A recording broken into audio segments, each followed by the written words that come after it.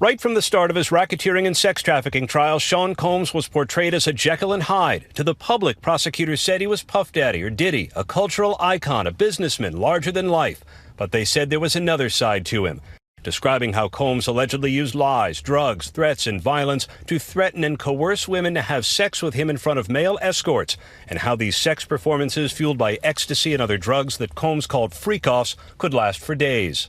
And today, the jury of 8 men and 4 women saw a video like this one, showing Combs chasing then-girlfriend Cassie Ventura down a hotel hallway, knocking her to the floor and stomping on her. Prosecutors say it's what happened after Ventura tried to escape one of the sex performances. The defense claiming the video shows a fight over a cell phone. The first witness, Israel Florez, an LAPD officer who was working security at the hotel that night, said he responded to a call of a woman in distress.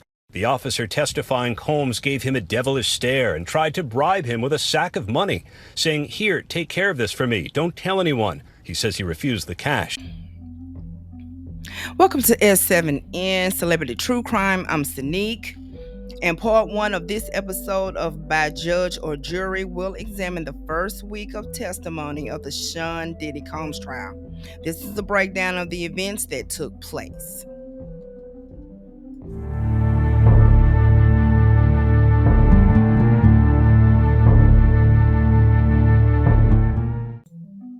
The first day, opening arguments from the prosecution and defense team began. The Combs kids and Mother Janice, they were there in attendance, sitting in the second row, looking angelic, looking directly at the jury. Combs was there with a beige sweater, white collar shirt and khaki pants. He hugged each one of his loved ones, sat down by his legal team, and blew kisses at his supporters. I think they are trying to make him look humble, relatable. They want to separate Diddy and show Sean, because what he is wearing in court is a far cry from the flashy suits that he normally wears. That morning of testimony, this first day, as I stated in a previous video, they had to finalize the jury, so they did do that. I went over there. You guys know the demographics of the jury. The judge thanked the jurors and exclaimed that he hopes that the trial wraps up by July 4th. This is going to be a pretty lengthy trial. They're expecting about 8 weeks to finalize it. The judge gave strict instructions: no social media posting about this case. Do not form an opinion. Don't talk to anyone about the case, and await the evidence. Emily Johnson began her opening statement. She described Combs as larger than life, a larger than life figure that ran a criminal enterprise that was aided by his employees. Absolutely, he had help. You know, the people around him knew exactly what was going on, bodyguards, assistants. But, you know, Diddy is violent, and Diddy has a habit of getting back at people. Also, with these sex parties that he used to have, they confiscated a whole lot of sex tapes, a whole lot of freak-offs, and that they talked about various people, him having tapes of people having sex. So there's no telling what he probably had on some of these people that worked for him. He probably was blackmailing them, and they just, probably was afraid of him, didn't know what he would do. So, they just turned a blind eye. But still, I wonder why some of them are not being prosecuted alongside of him. But I'm thinking they probably, turned on him, and they're probably going to testify later. Johnson stated Combs called himself king, expecting everyone to cater to all his desires.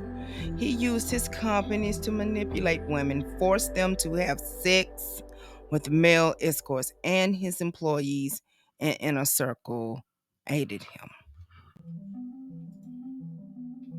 Prosecutors stated Cassie's life and safety depended on making Combs happy. Combs met Ventura when she was 19 with a hit song, Me and You. He began abusing her early on, forcing her to engage in freak-offs and sex parties. If she declined, she would suffer severe consequences.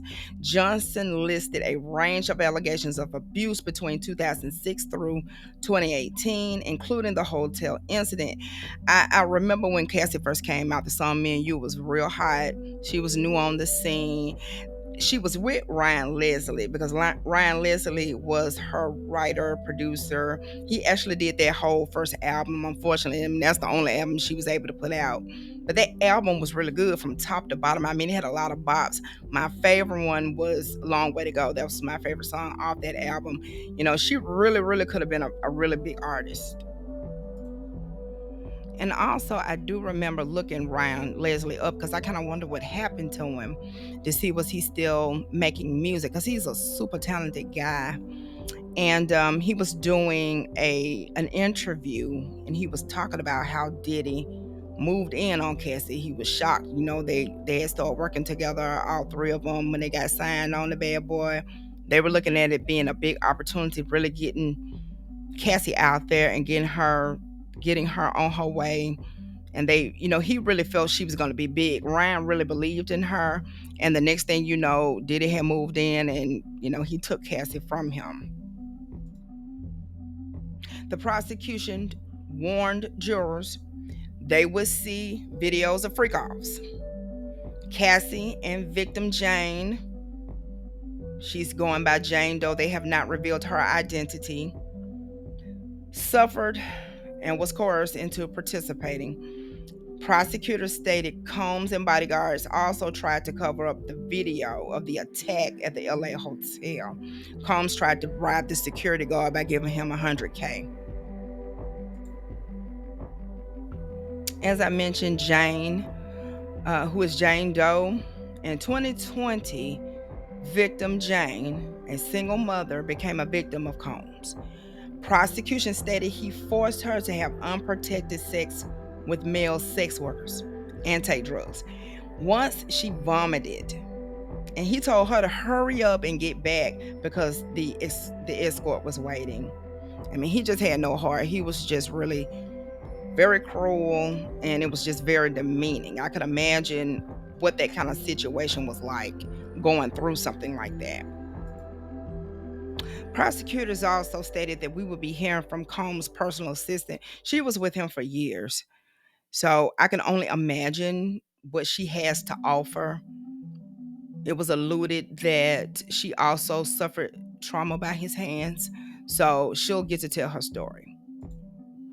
The defense team started their opening argument admitting to the court that Combs is a complicated man, but the case isn't complicated.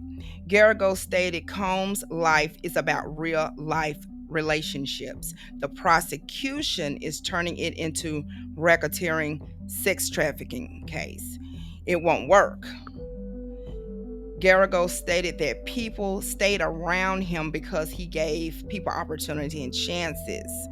Yeah, I mean he did. You know, he put people on, but look at what they had to do. Look at the way they had to pay him back. Cassie, there's many other victims. She's not the only one. There's going to be more coming to the surface. It seems like the price was just a little bit too big to pay to get an opportunity from Mr. Combs. Garrigos stated this case is about Sean Combs' private personal sex life. The government has no place in his private bedrooms. The defense didn't fight allegations of domestic violence or the use of baby oil during sex. Of course, they couldn't fight domestic violence. Way too many accounts and that tape. Unrefuted, nothing they could do about that. Combs is not proud of that, but he will own it, Garrigos stated. He has a bad temper and sometimes he's angry and jealous, and he gets out of control. She told jurors he is physical. He is a drug user. And you know, he has a love of, of baby oil. I can imagine. She said, but is that a federal crime? No. And she's right. It's not a federal crime, but I'm not going to lie, that took me out. when she said that he has a love of baby oil. I'm sure he does. 1,000 bottles. That's what they found in his homes. 1,000 bottles of baby oil. That is just way too much oil for personal use. So he was doing something else with that oil. It's not only just personal use. There were a lot going on. Those parties, there are tales of orgies, just a lot going on. And that's why he always was extra loaded and make sure he had plenty of baby oil on deck. Garrigo stated Cassie ended her relationship with Combs because she would never be as important to him as the late Kim Porter. Cassie left on her own terms. Now, that's not what I heard. And write down in the comments if you've heard this. But her husband rescued her. Diddy hired him. He was a physical trainer. Diddy hired him to work him and Cassie out, keep them in shape. He was working Cassie out in the gym. Then he started working her out somewhere else. And they built a rapport. And he saw how terribly Diddy treated her. And he rescued her. And they've been together ever since. He saved her. If that story is correct, he really is like a knight in shining armor. Seriously, he really rescued her and got her out of a very bad situation, because bad as it was, it could have been worse. Garrigos told the jury that Cassie and Jane were willing participants, both strong women. She's used that several times, the strong women. I don't really like that. It's like insinuating a person that's strong can't be manipulated, or they can't be victims. They can. So yeah, I don't like that. But anyway, drugs were for personal use, and Combs did not knowingly pay sex workers to travel for commercial sex acts. Garrigos insisted. So she's definitely trying to, get that sex trafficking part out. That's what she's trying to argue against. I see that. It is money for time. He was paying money for that experience. The experience was sex, ma'am. I mean, that's what they were doing. Garrigos said, noting the specific charge, so sex trafficking. Garrigos told the jury they are not there to be the moral police, but only to see if the evidence meets the burden for the charges. I don't think it's a good idea for her to get small with the jury. I mean, I understand that, but she should have found probably a better way to relay that. The government called its first witness, LAPD Officer Israel Florez, who worked as a security guard on the day of the incident at the LA Continental Hotel. He was called to the incident at 11 o'clock a.m. to a woman in distress on the 6th floor. He arrived, saw Cass in the corner, sitting in the corner, distressed, upset, frightened, hoodie over her head, broken vase on the floor. She got up. She tried to retrieve her phone. Combs took her phone, wouldn't give it back to her. She left to go into the room. The security guard was there in between them both, talking to Diddy, trying to de-escalate the situation. She finally got her phone back, but Diddy was telling her, no, you can't leave. So the security guard, he put his body kind of in the doorway to allow her some space so she could leave, because she just wanted to leave the hotel. So she was able to get out and she was able to leave. So Diddy thought that the security guards, it was Mr. Florez and another security guard, he thought that they were filming him. So he was going to be big and bad and he was going to take their phones. But that was a mistake, because Mr. Florez pinned him right against the wall.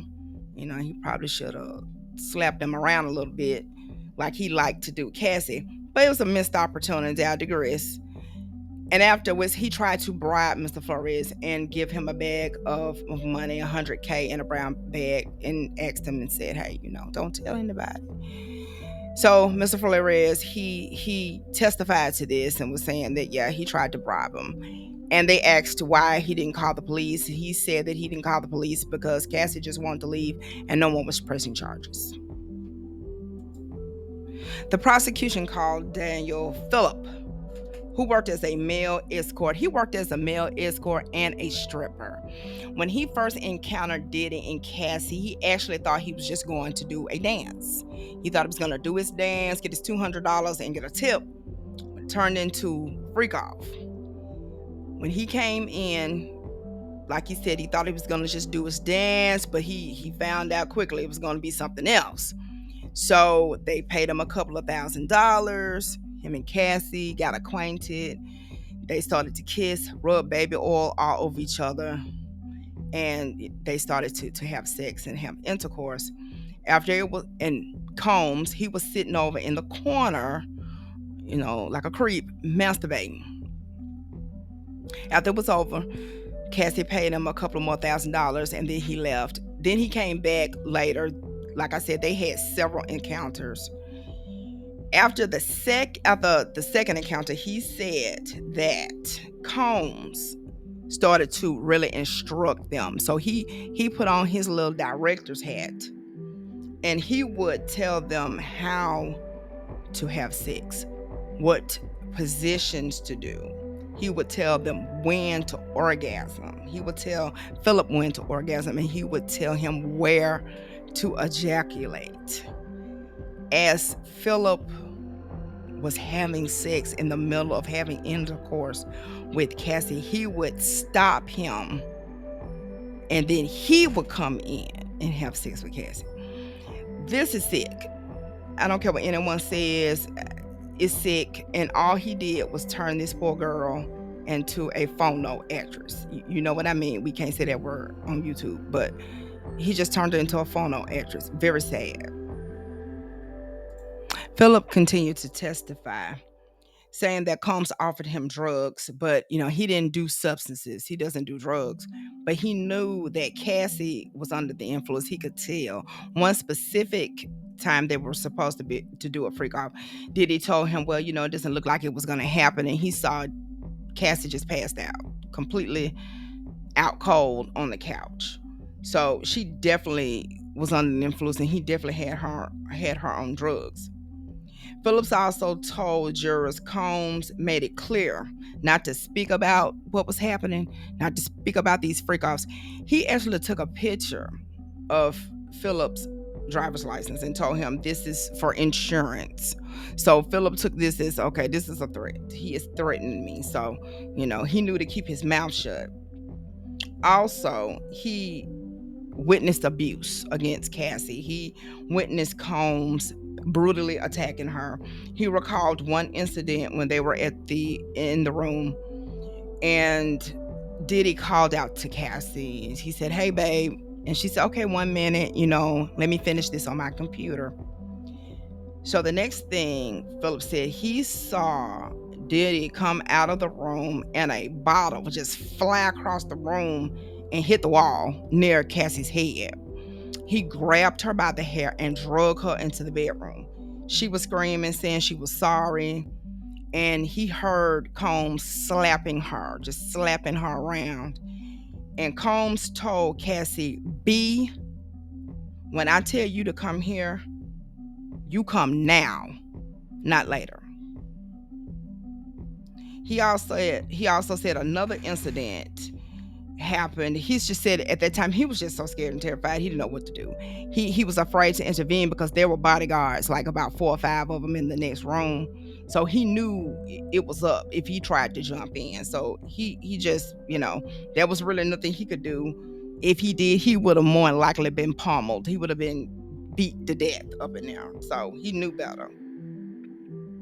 He also said another time that Diddy beat up Cassie. He took her in the room.